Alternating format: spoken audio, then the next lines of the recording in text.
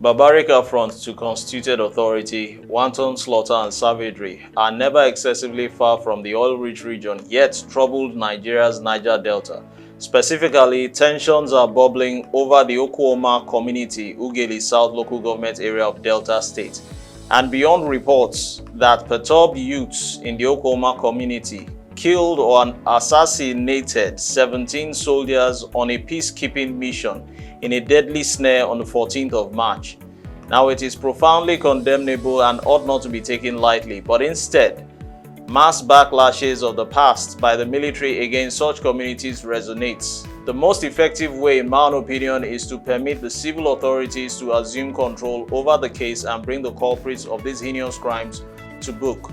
You're welcome to the show. The show is Viewpoint, where we discover perspectives and embrace dialogue. I'm Adiawa AI. I'm Eva Aya. Do well to follow us on all our social media channels. Join us on the next phase of the show.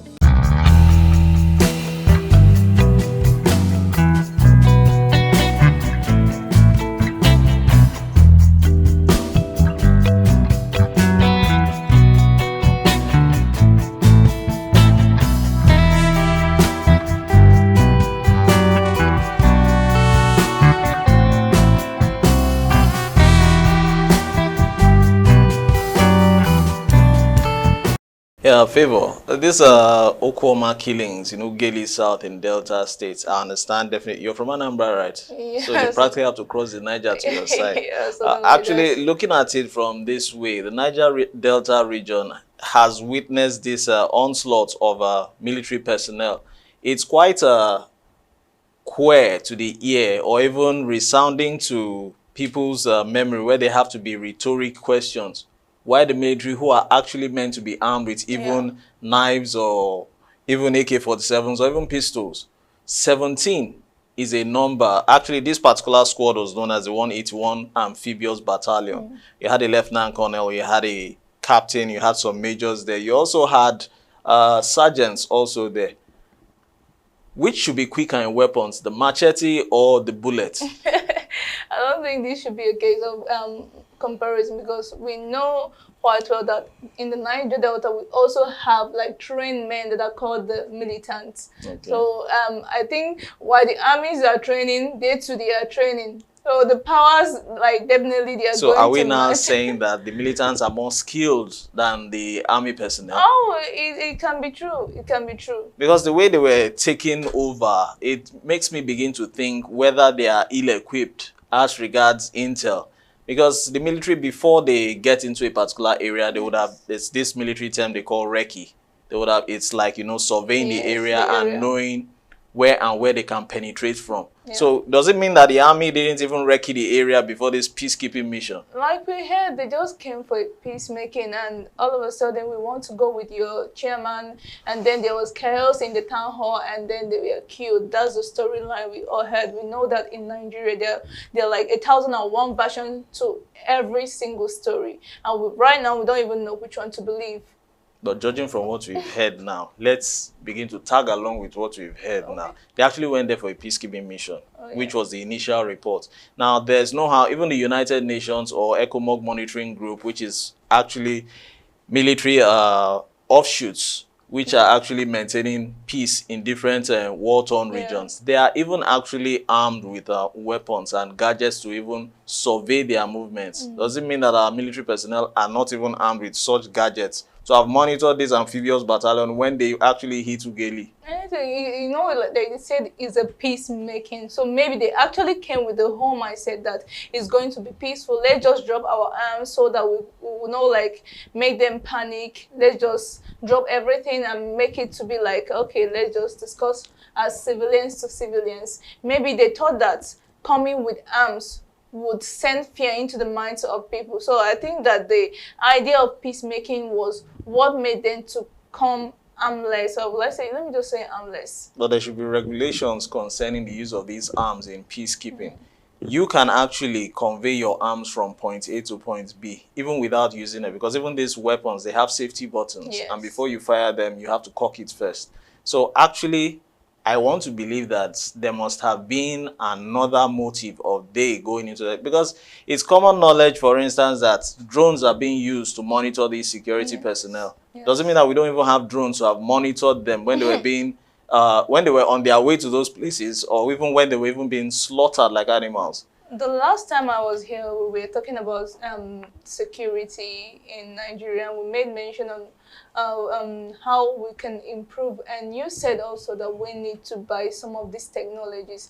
And you saying it actually means that we don't have them here, and if we have them, they are limited. And imagine that, okay, we have like hotter places like in the north where those things are being used. A place like Delta State, we barely hear of like something chaotic happening there. So they might not have thoughts of having such technology or equipment in that particular Okuama community or region. Well, I think concerning that, I beg to differ, because it's always important for one to be proactive, because this particular incident has actually taken place, if we recall, in Odi, Bayelsa, where the then Obasanjo administration ordered that the place be leveled when military personnel were being killed. So this case, the Niger Delta region, when it actually comes up like this, it has to be a case of oil bunkering. You know, when I heard this news, the first thing that came to my mind is, what is in that land? That was I started making my research, because in Nigeria, whenever something like this happens, there must be something there that the people are battling over. Then, like we saw what happened last year in one of the northern states, that the people were being killed, and one of the influencers went on to go and investigate. Not even the media, this person is an influencer, he went to investigate, and there, like, you can just, the people were working on iron ore or tin ore, and he calculated the money that could be made if one tipper of that is being sold. So when you hear in Nigeria, when you hear that a community is raised down, they were killed and they were massacred, what comes to your mind is the games that the elites are playing. What is it? We might be seeing it as, oh, they are struggling over lands. The neighboring communities and the Okuama communities, they are having a clash over a particular piece of land or pieces of land, and we think it ends there. There are people that are seeking benefits there, and right now the thing is that because I said earlier, there are 1,001 version of this particular story. We don't know what to believe again. We don't know if it is for personal benefit or the army actually came to seek peace and make resolutions. Now, another question is, so many things come to mind. These people were actually accused of oil bunkering. Now, people who are engaging in oil bunkering are actually criminals. Should it be a peacekeeping mission that should be sent to actually curb such excesses which has actually damaged the oil sector? Or it should be a particular battalion that should be sent there? Because recently, initially, when the Tinubu administration began, a particular vessel conveying crude oil was set ablaze.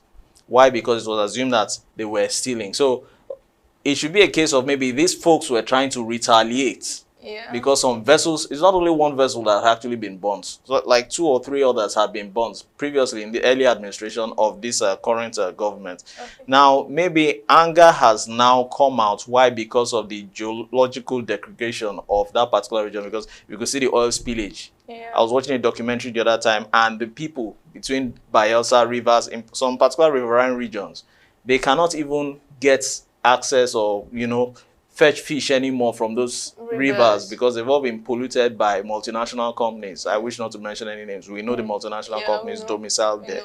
Now, the question now is, did they just go there on a kamikaze style? Because we have an agreement with a repentant militant security agency, Tantita, Tompolo, who has now partnered with the Nigerian Navy. Yeah. Now, a question now we should be looking into is, why was such agency not involved, and why are they not being involved in this particular exercise?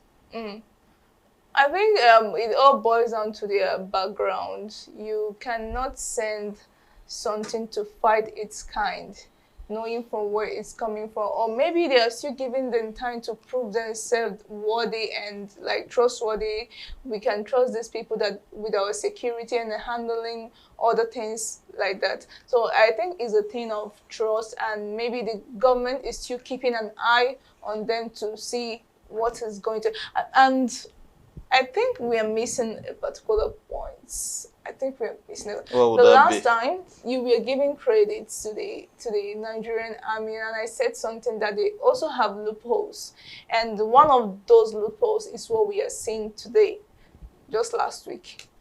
My question is, what is the best retaliation going to kill innocent youths, innocent children, innocent women, men? Like, if someone should do something to you, it's left for you. If you want to take laws into your hand, try to figure out the person, take them out and do with them whatever you wish. But going to innocent people, children that don't even know what gun is all about, and you go to kill them and destroy things, what should we say that of an agency that is meant to secure the country and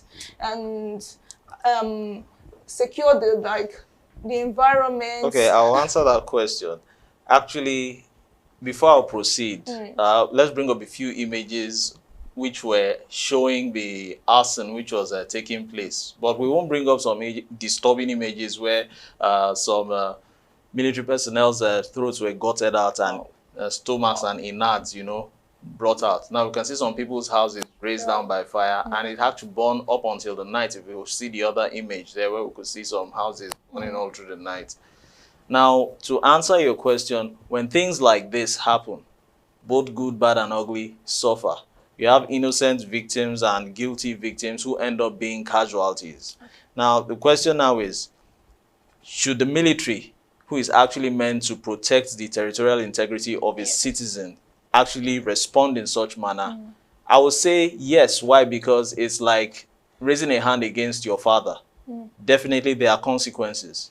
Now, the military on its own part is a constituted authority established and recognized by the law of the land. Okay. Now, going against it now means that you have to be answerable because there are consequences. But on another note, the innocent victims are just crucified, condemned, or criticized for no just cause. Yeah. I would suggest that a curfew ought to have been put in place pending or while investigations are going on. So innocent people such as the mothers, the children, the father, oftentimes the males are the ones who are at the receiving end. Because during war, you don't touch women and you don't touch children. But they did. I will say something. I think what they did is actually lawful, and they are not our father. If we are talking about a father figure per se in this country, we are talking about the sorry president. to cut you short. They are not our fathers, but you went to church yesterday. Okay. And when we go to church, the Bible also says we should give unto Caesar what is Caesar's. Yes. And the Caesar here represents the government. Yeah. So I'm still coming down to what you're saying. This we Okay. are talking about they are working under someone, and that someone did not approve of what they have done, meaning that they acted of their own will. Because one, we are in a democratic setting, and if we should start allowing like the military to start acting on their own, I see no difference between a military government and a democratic government. You did something happen and you acted out of your own way, and the president is even surprised. And one more thing is baffling me. You go to the Senate, and what they are discussing is they are trying to calm the armed forces down, like take it easy, don't do, as if it's their right. It is not their right to go and kill anybody in the country when they are not being given warrants by the president. The president is even begging them. Oh God, it looks it looks being the awful. commander-in-chief of the armed forces, I think You he are should not- have the final say. You're not wrong concerning I've that. been listening to so many news. Please don't, because I heard now they are in the Ijo part of Bayelsa trying to like link people that were connected to the murder case. And also Rivers State. Yes. And all the Senate is doing is trying to appease them. What are they saying? Nobody is saying anything about the people that are being killed, the children that were killed, the community that was raised down. Nobody is saying anything, as if we are afraid. Are we still in a democratic government? I would say Nigeria is still being emancipated from a regime into the administrative era, which is democracy, whereby people are too still scared to talk. Because if we go down memory lane, the likes of Ken Saro-Wiwa, who was eliminated by Abacha, just to mention a few who were freedom fighters then, that region has suffered, I would say, similar crucifixion as Christ. Why? Because of what that area, they tend to talk less and act more. Okay. So with the way those people acted, they must have acted based on impulse. And acting on impulse based on stories they have either witnessed or they have been told to incite the acts in which they display, which has actually influenced their orientation. Now, for instance, recently, Governor Sheriff Oboroweri, who is the incumbent governor of Delta State, has actually even advised the monarchs not to shield the suspects. Yeah. That is another aspect now, because these monarchs will definitely have chiefs in council who would know at the grassroots the people who are actually involved amongst the youths. Okay. Can I say something? We have seen cases where the army, they did things and they got away with it with a very cheap, like they give cheap explanations to what they have done, and most especially in the north, where they go to, like, they're chasing after bandits and they end up killing innocent locals. And what they do is, first of all, they just lay low and say nothing, as if they have done nothing, and after some while, let me say a month or two, they will come out and say some things that looks like an explanation but not an explanation, and nobody is being punished. And this is that's what gives them the morale to do more and more, because no one has been punished. I'm not trying to justify the people that have killed those soldiers. No, I'm not trying to do that. But if if you want to amend a wrong and you have to use a wrong to do that, no, I don't think that's the way forward. I don't think that's the way forward. You made mention of the governor telling the communities to like help to fish out the people that did that. I think this shouldn't be coming much later after they have done what this, like the first step.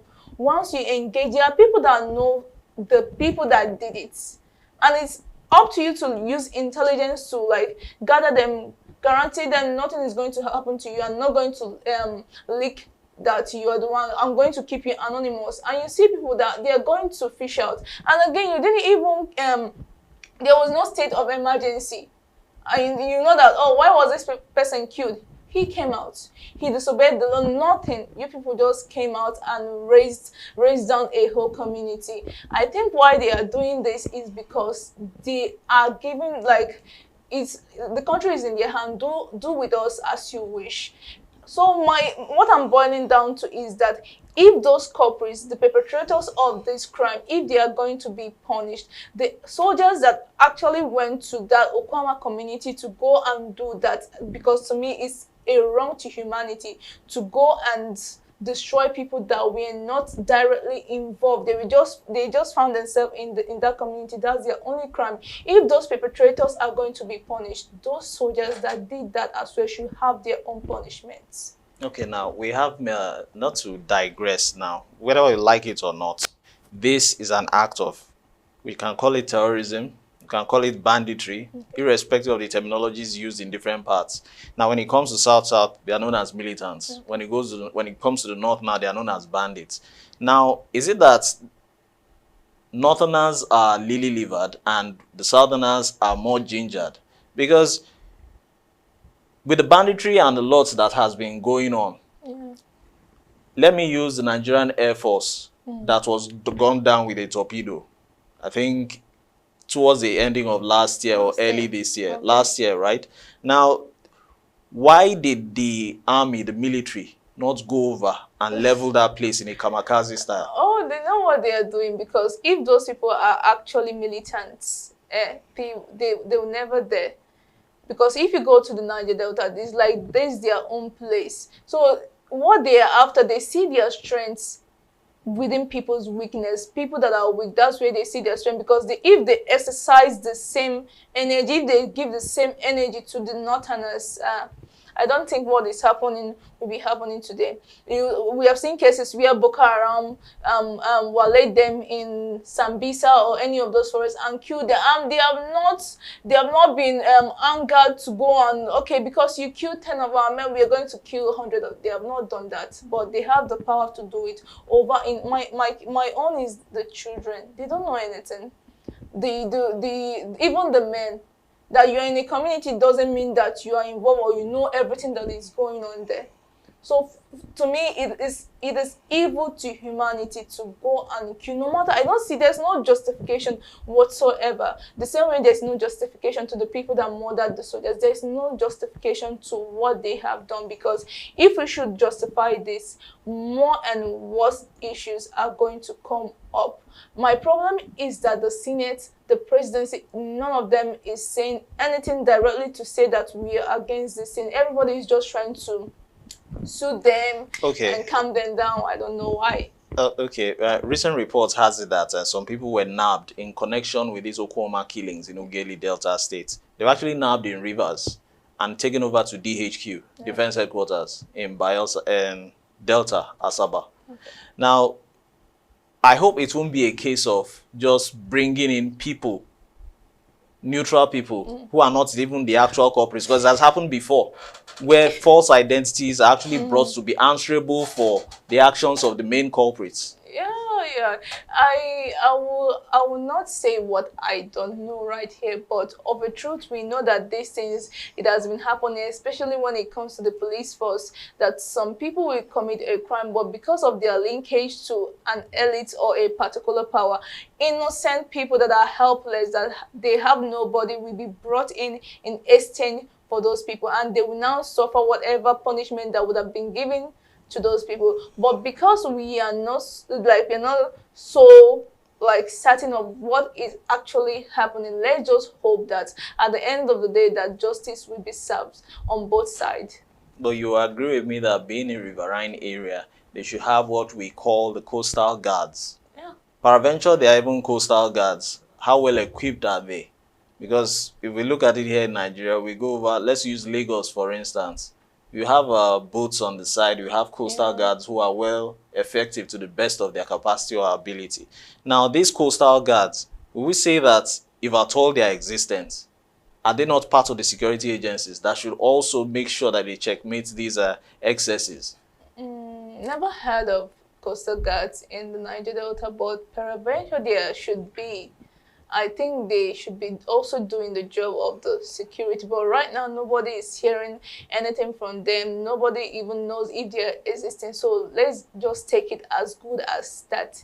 They were never there and they don't know anything that is going on in this particular case. Not to go head over heels. Now, the major root cause of these assassinations of the military personnel has been oil bunkering. Okay. As a Nigerian, I don't buy into oil bunkering. Why? Because what affects me here what affects Nigeria affects me. Now, we should actually be advocates of preserving what we have. Fine, it's understandable that the area has been neglected. But is it right for those, even in the Niger Delta region, to go in this pace in which they are going in a continuous manner, oil bunkering and lifting oil, refining it in an illegal manner and selling for their own selfish ends? Why? Because one administration is not treating the region properly. Why? Because of even the multinational companies who are not even helping matters. Okay, that will lead us down to the background, because if we should be saying the truth, those people are not actually being treated the right way. You are extracting crude, like that's the main source. Yeah, from those people, and they are not receiving compensation. If you see them in their villages, they are suffering. But that it will amaze you to know that that's the same location that this crude oil, minerals are coming from, and there's no compensation. And what do they do? Because you don't want to give it to us, we are going to take it by ourselves.